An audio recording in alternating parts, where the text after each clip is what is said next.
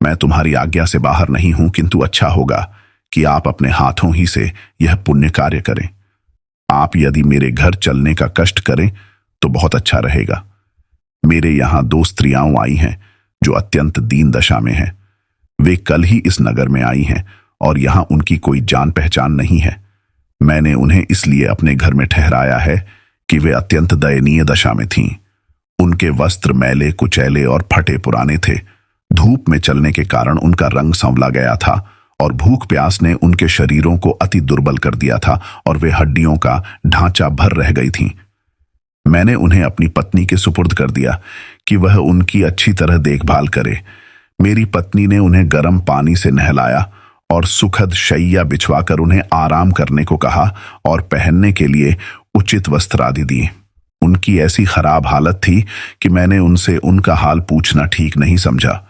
अब आप उचित समझें तो मेरे घर पधार कर उनका हाल पूछ लें। दलाल ने अपने घर का पता बताया तो फितना ने अपना शाही टट्टू तुरंत उस ओर दौड़ा दिया। दलाल भी उसके साथ दौड़ने लगा।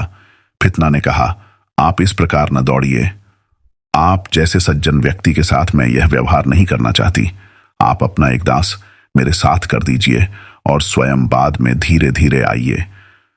दलाल ने अपना दास साथ कर दिया और फितना दलाल के घर जाकर सवारी से उतरी।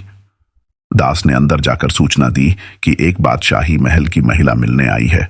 दलाल की पत्नी यह सुनकर जल्दी से उठी कि घर के दरवाजे पर जाकर राजमहिषी का स्वागत करे। फितना ने इसका अवसर न दिया। वह स्वयं दास के पीछे पीछे चलकर जनान खाने में आ गई। दलाल की पत्नी उसके पांव चूमने को झुकी। फितना ने यह भी न करने दिया। उसका सिर उठाकर वह बोली, महाभागे, मैं उन 2 परदेशी स्त्रियों को देखने आई हूं जो कल आपके घर पर आई हैं। दलाल की पत्नी उसे लेकर आगंतुकाओं की चारपाइयों के पास आ गई। फितना ने उनके पास जाकर कहा, देवियों, मैं आप लोगों का हालचाल पूछने और आपकी सेवा करने के लिए आई हूं। वे स्त्रियां गनीम की मां और बहन थीं। मां ने फितना को आशीष दी, भगवान तुम्हें इस सत्कार्य का भरपूर फल दे।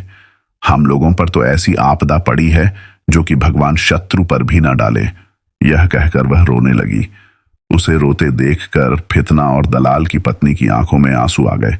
फिर फितना ने कहा, माता जी, आप कृपया अपना वृत्तांत मुझे बताइए, मैं भरसक आपकी सहायता करूंगी। गनीम की मां ने कहा, बेटी, खलीफा की प्रेयसी फितना हमारे दुर्भाग्य का कारण बन गई है। फितना यह सुनकर भी चुप ही रही।